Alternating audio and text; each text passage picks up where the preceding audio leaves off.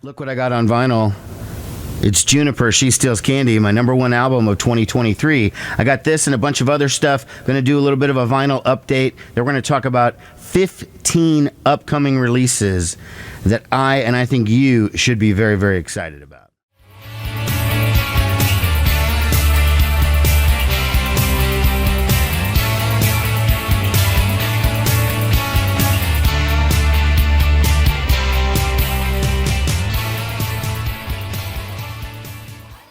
Get started and show you these records that I did get. Let's talk about something that I didn't get. I went on a little excursion to Target. I don't usually pick up music at Target. That's kind of the place you get, flip-flops and sweatpants and shit like that. But in this particular case, I had to go to Target anyways because I had to get a present for my nephew's birthday. So I figured while I'm there, I've been hearing about this special exclusive variant of the most recent Jason Isbell record called Weather Vanes that was supposedly being sold really cheap at Target. So I'm like, okay, I didn't get a physical copy of the most recent Isbell, so I'll go ahead and get it. All right, so for the purposes of this story, let's leave the bunker and actually go outside.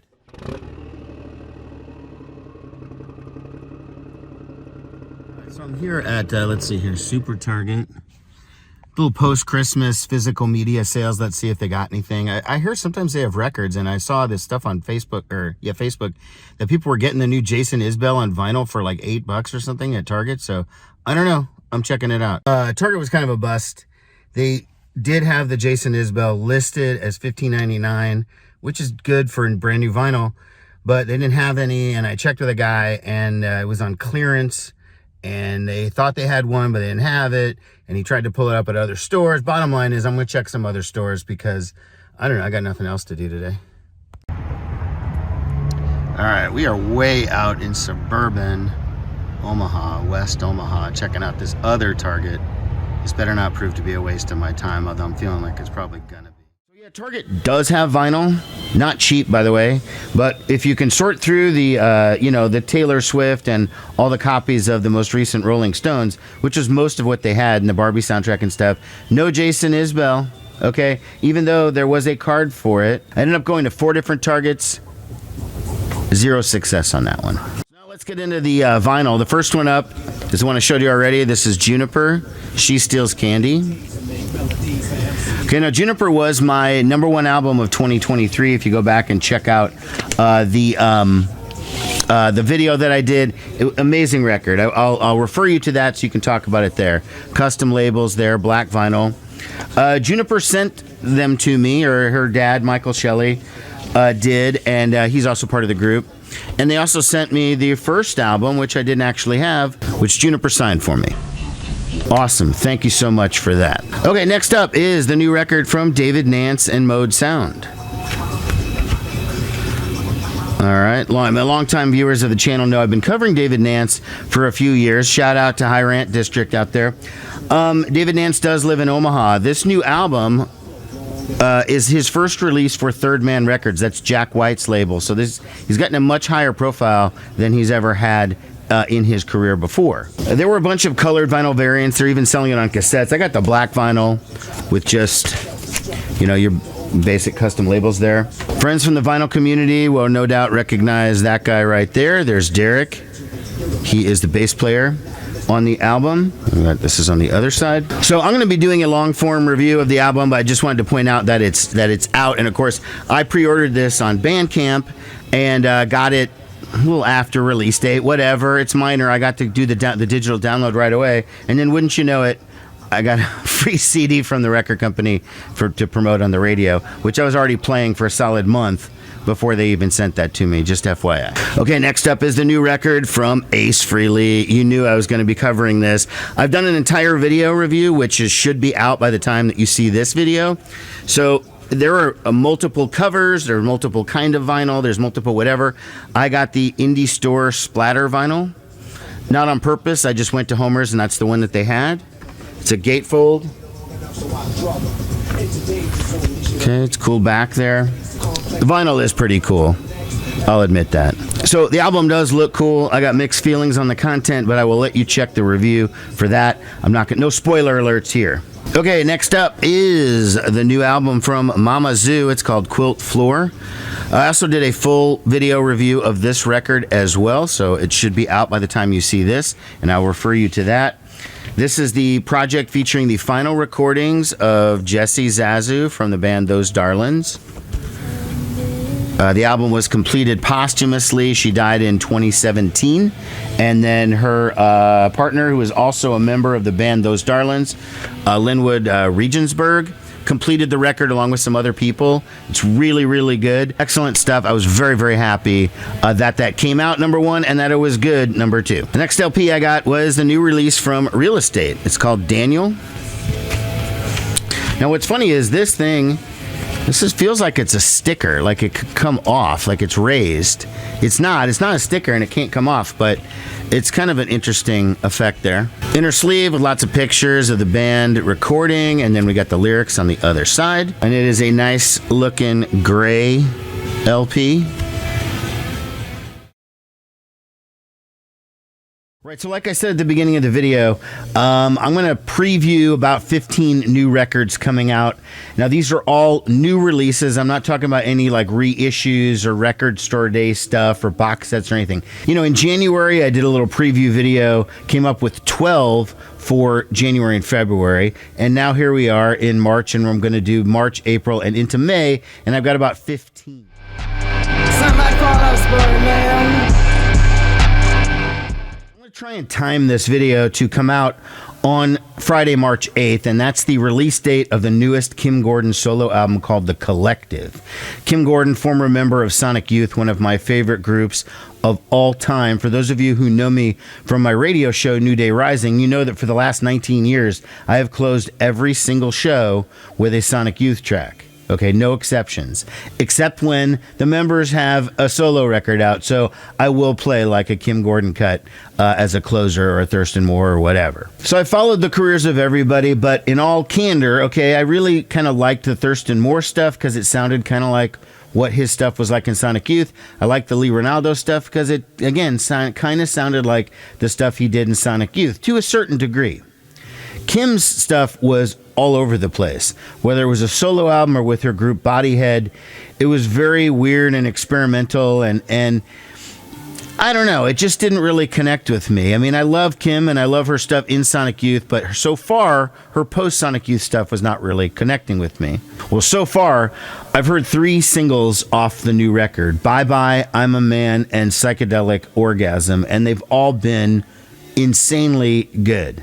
Now, there was this thing going around on Instagram Reels or TikTok or whatever of like these like young people in their 20s freaking out listening to the new Kim Gordon song Bye Bye because they thought it was so cool.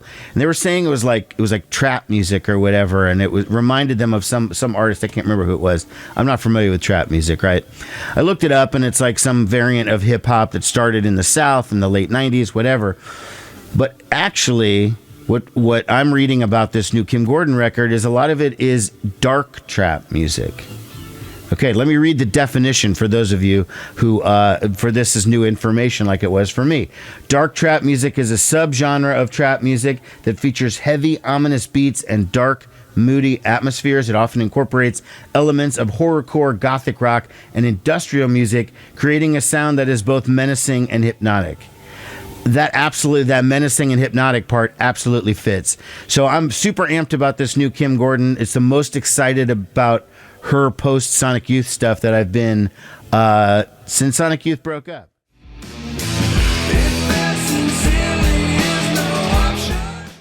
Week later is the release date for the newest album from the Dandy Warhols. It's called Rockmaker.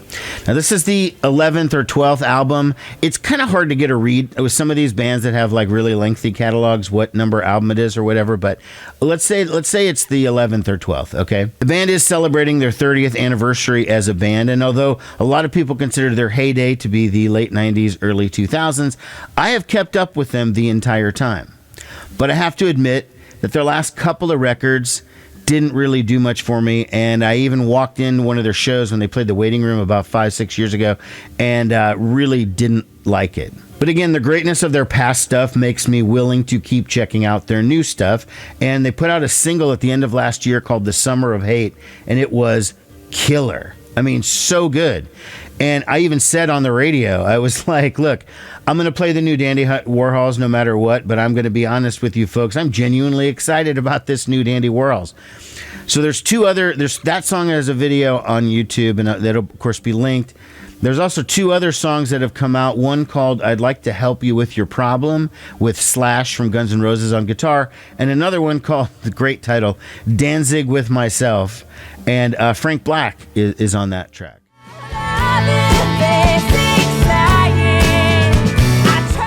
You know, it's not till the third week of March when the really big guns start coming out. And let's start with the newest one from Waxahachie. So it's released on March 22nd. The album is called Tiger's Blood. Waxahachie has moved from the Merge Records label over to Anti, best known for having like Nico Case and Wilco and some other artists. Waxahachie is a fascinating artist to me. Okay, it's basically Katie Crutchfield. She uses the name Waxahachie. I think that's a river in the town where she's from in Alabama or whatever. Because she started off straight up guitar indie rock, and over the course of her career, because this is the sixth album, she has completely morphed into a country artist. And I don't even say alt country or what. She's straight up country, and it's great. I've only heard two songs off the record thus far at the point of I'm recording this. Right Back to It, which was great, and then the song Bored. And just hearing those two, I'm almost ready to say this is going to be album of the year. I mean, I know there's going to be lots of stuff coming out, and I still have to hear the whole thing. Okay, I got you. But man, what a strong start. So Waxahachie.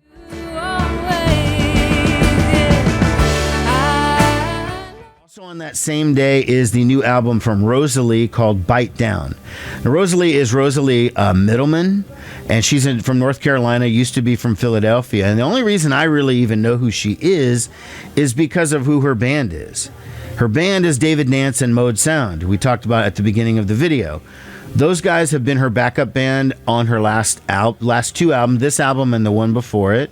They tour together, they back her up, whatever. So that's the main reason why I heard about it. But this new album, Bite Down, is coming out on Merge Records. There's been two videos so far, Rewind and Bite Down, both really good. They have a very kind of Laurel Canyon vibe. I mean, if you're a fan of Linda Ronstadt or somebody like that, I think you would be digging this record.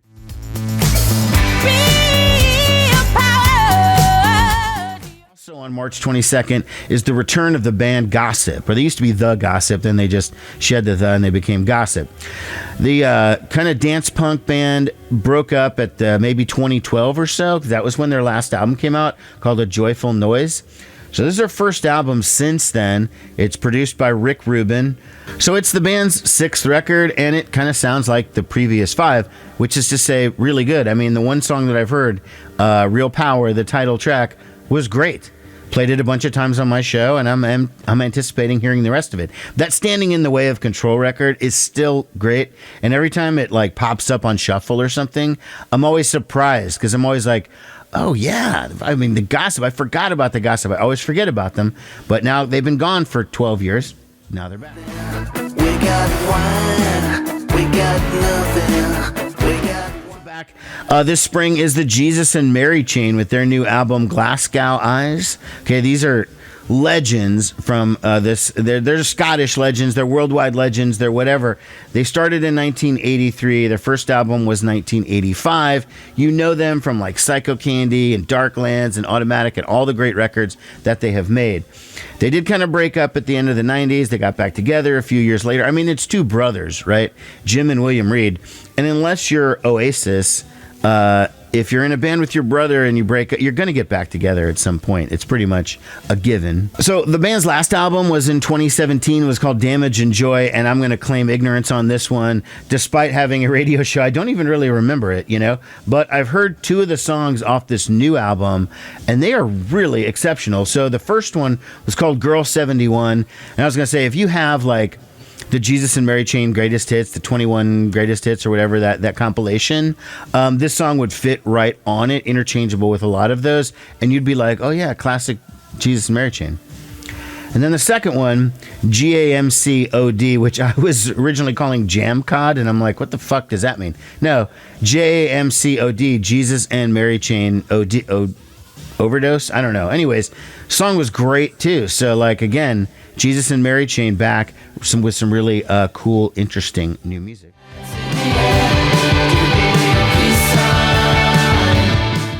Final week of March 29th, we'll have the new album from Ride. These are the UK sort of shoegaze guys from way back in the Creation Records days when saying a band was on Creation Records meant something. Ride was one of those bands. Well, this new one called Interplay is going to be their 7th album. They broke up in the 90s. They got back together in 2014 or 2015 or so. I thought their last album was pretty good.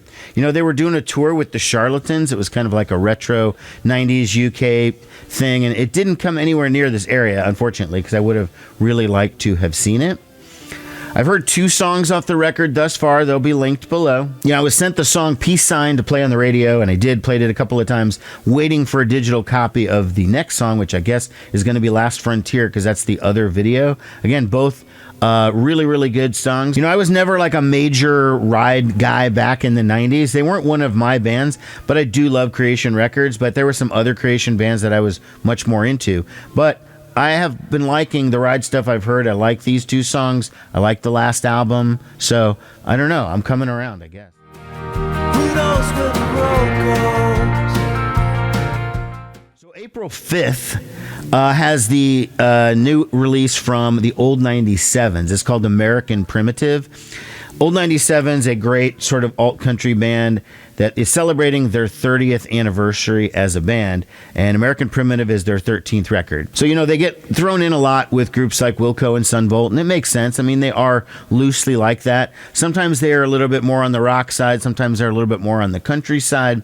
They did release a new song from it, which I've been playing on my show. It's called Where the Road Goes. It's a nice kind of mellow country-ish tune. The video is pretty cool because it's like, okay, so it shows Rhett Miller. He's a singer-songwriter guy, and he's like playing guitar in the back of a pickup truck, and he's singing the song, and he's like, you know, Mr. Rootsy guy. But then they start cutting in footage of old 97s from like 30 years ago, and I forgot what they looked like back in the 90s. Holy shit, they looked like Weezer back then. I mean, I swear to God.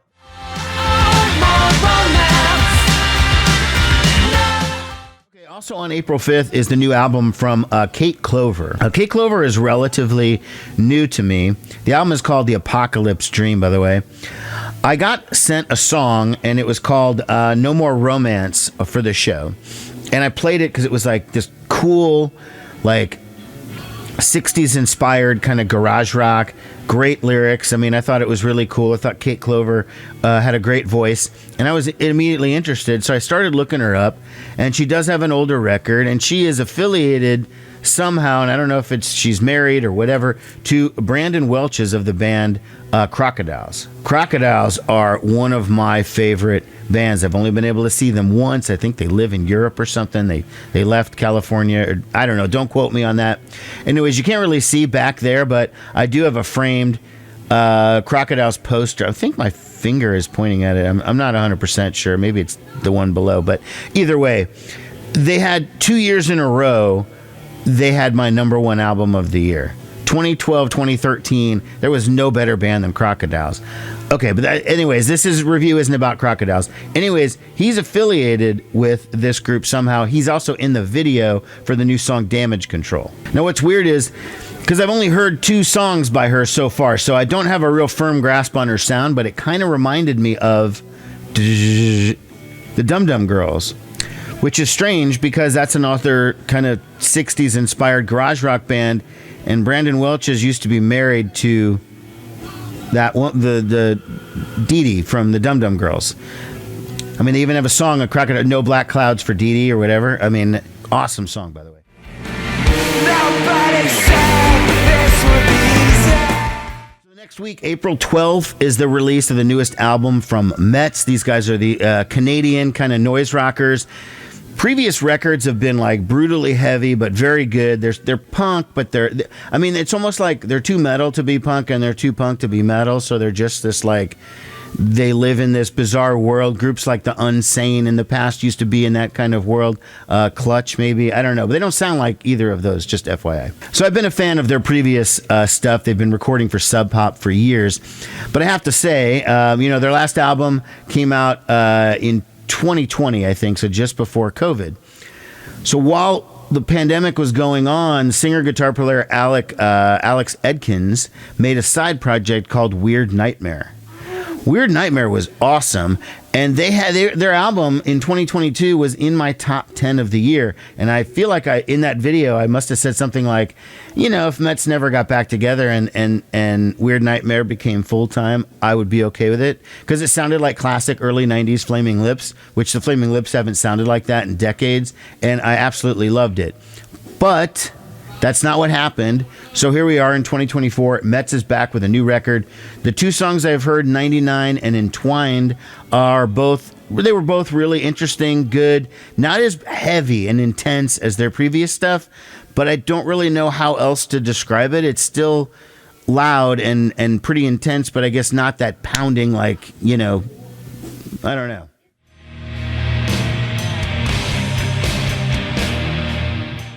Speaking of like pounding and whatever, the next week, April 19th, has the new release from the Melvins. Now, I loved the Melvins back in the early 90s, and I see them, I try to anyways, whenever they come to town. But I'll be honest, I have lost track of them in the studio. I haven't probably heard a new Melvins album in 25 years. But like I said, I always go to the shows, or try to, and especially because Stephen McDonald from Red Cross, one of my all-time favorites, has been in the band for years now, and so it's always cool seeing him too. And they even did a tour with Red Cross and the Melvins one time, so he did both sets. So the new album, Tarantula Heart, is the Melvins' 29th record, and that kind of explains why I've lost track. It's just very, very hard, I've never not liked the stuff that I've heard, but it's just like, I just, the Melvins come in and out of my world every couple of years with something new, and now this one appears to. It's interesting to me because even though Dale Crover, the drummer, is one of the best drummers in rock, I mean, he did part of Nirvana Bleach, and if you listen to the Melvins, you just get this appreciation of how awesome he is. There's two drummers on this album. Some guy named Ray Mayorga, and the two of them play the drums together on the entire album, and the description of the record is that it's an experimental thing in that King Buzzo and Stephen McDonald kind of made up some kind of riffs, and then the drummers made up their own beats, and then they took the music back and then pieced it all together. I mean, I don't know. I've only heard the one song. It's called Working the Ditch, which is the video, link below. And it was cool. It still sounds like the Melvins, but it doesn't sound exactly like the Melvins. It definitely sounds different, kind of intriguing, which is why I felt like including it in this particular video.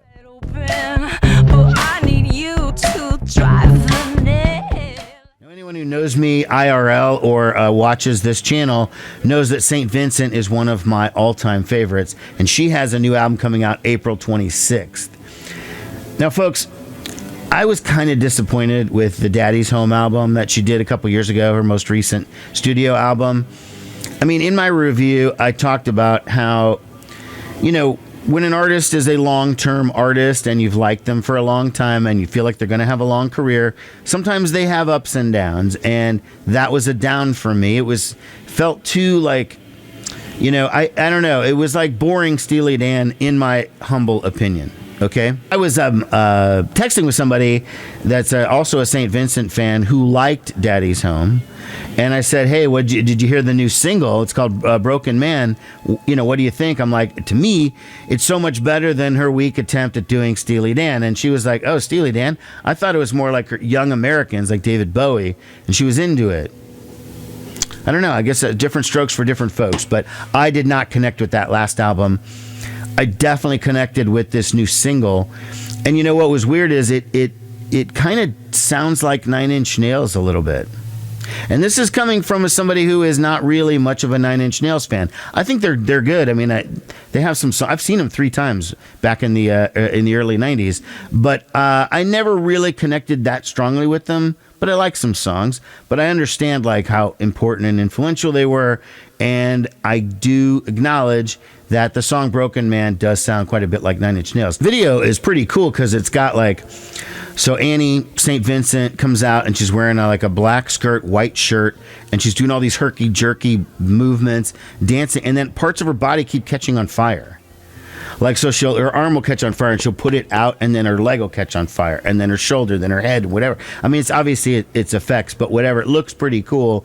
And the song is excellent. It's heavy. It's got guitar again. So I am ramped up about this new St. Vincent. Although I'm not falling for that trap of pre-ordering it. I'm sorry. I just don't buy it anymore. I'm so sick of getting shit a week later. But end of rant. Sorry.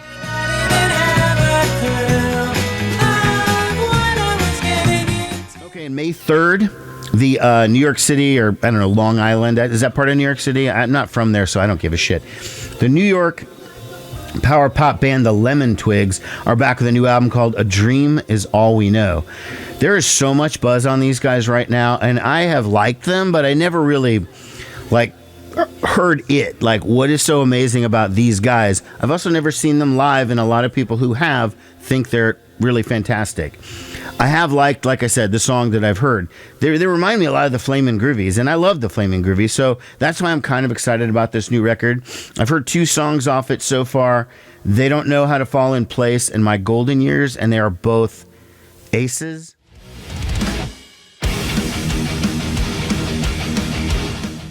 On May 17th, we'll have the debut solo album from Slayer guitarist and songwriter Kerry King. It's going to be called From Hell I Rise.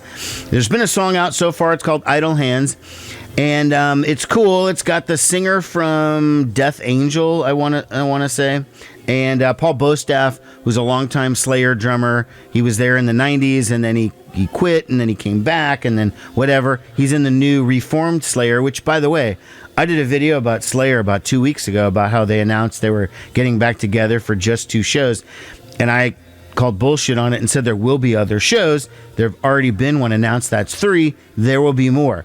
And for all of you people in the comments who told me I was crazy, it's just 2 shows. Like, why are you getting all... Blah, blah, blah, blah, blah. Okay, I knew that it wouldn't be just 2. A band at that level cannot get together a show with a crew and all of that stuff. They can't do it for just 2 shows. It's just not worth it. They can't get the people. It's a much bigger endeavor than you're estimating on that one. The song that I heard right now, Idle Hands, it does sound like classic Kerry King. I mean, if you know a lot about Slayer, it's like Kerry King's stuff was always like the really fast, just whereas it was a little bit more varied when it was Jeff Hanneman song that he would write. Not that he didn't like fast songs too, but so the one song that I've heard was very, very Kerry King. It sounded pretty cool.